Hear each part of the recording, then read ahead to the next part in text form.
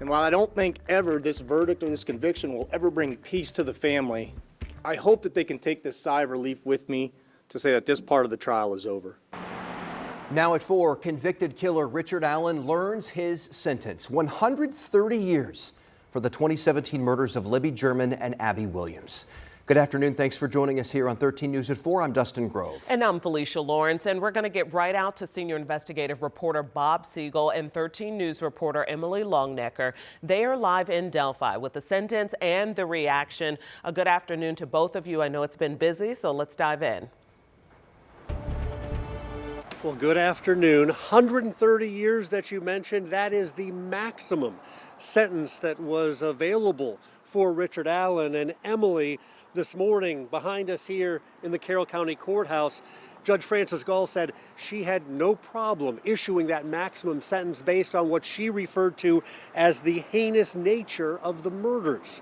Now, she told Richard Allen during the sentencing hearing, you rank right up there with the most hideous crimes that she has seen in her 27 years of presiding over murder trials. And the judge looked right at Richard Allen when she said, these families will deal with your carnage forever.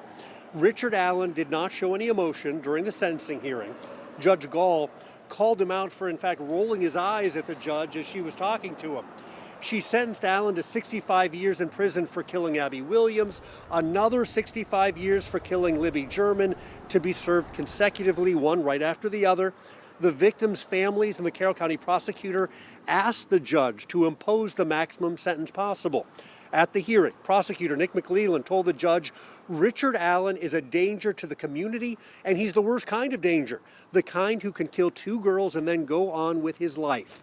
And a state police investigator told the judge, Allen treated his victims like animals, stalking and humiliating them before he brutally killed them.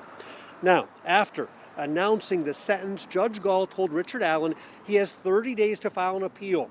And we know he is planning to appeal the guilty verdicts and the sentence.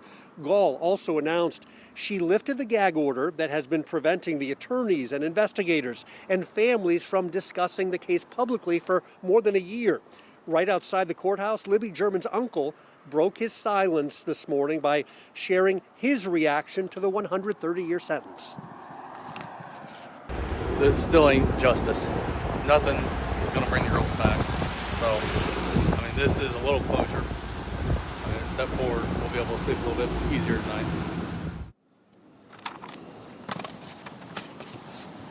Now, that was not the only statement that we heard from families today. Inside the court this morning, 6 of Abby and Libby's relatives gave very powerful victim impact statements, and those played a role, Emily, in the judge handing down the 130-year maximum sentence to Richard Allen.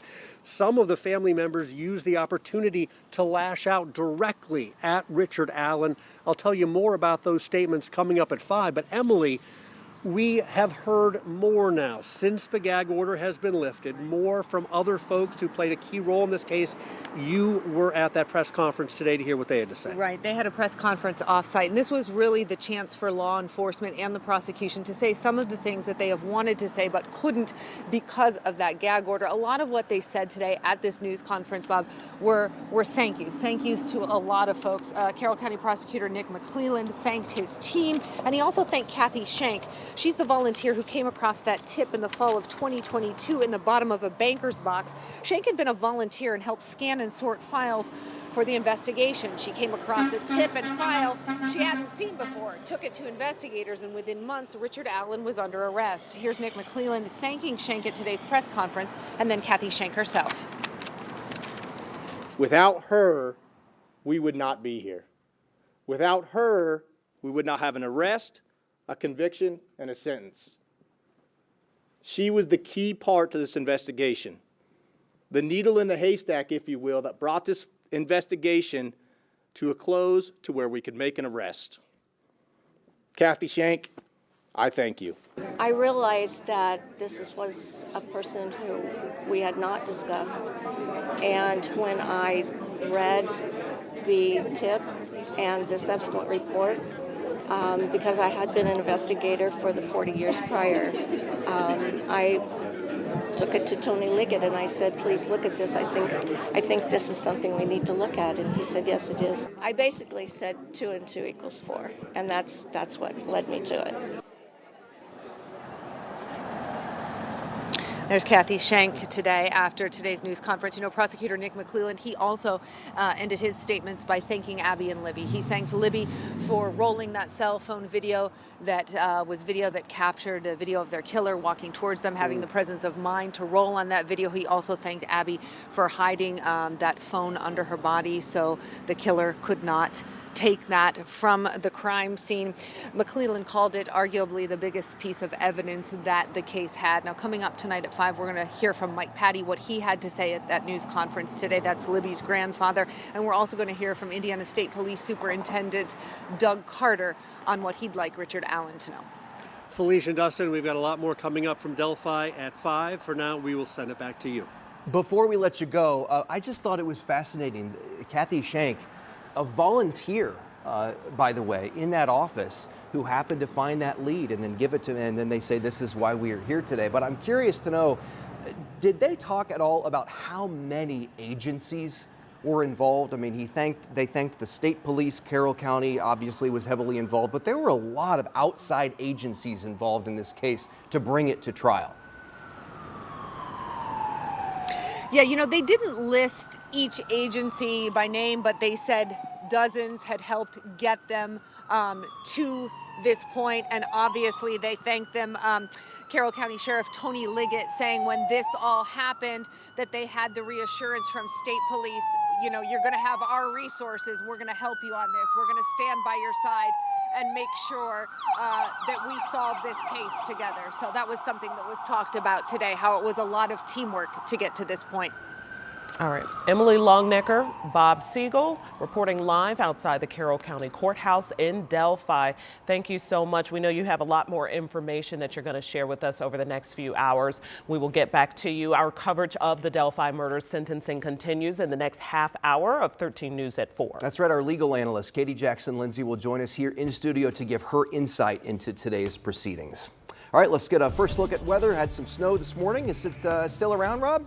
Well, we're still watching a couple of snow flurries, but really I'm starting with radar because the trend has been that most of that is done for the most part. Still watching for a few flurries. Also, there's a little bit of leftover moisture and temperatures hovering around freezing, although most locations are above freezing. So again, some good news here. Just kind of checking off the boxes here to show you what to expect. And through this evening, I expect it's going to remain quiet, but the temperatures will be dipping back below freezing. So we'll watch that, especially in any of the bridges and overpasses where there may be some residual moisture. By the way, notice a little bit of lake effect with a direct, almost direct north wind. Should not impact the forecast for the game this evening, although I think a few flurries are certainly possible. It's going to be breezy and cold. Winds are out of the north, anywhere from 10 to 15 miles per hour. Could see some gusts in the early part of the setup time here, around maybe 20 miles per hour, but expecting more clouds than anything else as the temperatures are expected to drop into the 20s for the game. Now, overnight, I think we'll certainly be into the 20s. Mid-20s expected for our overnight lows.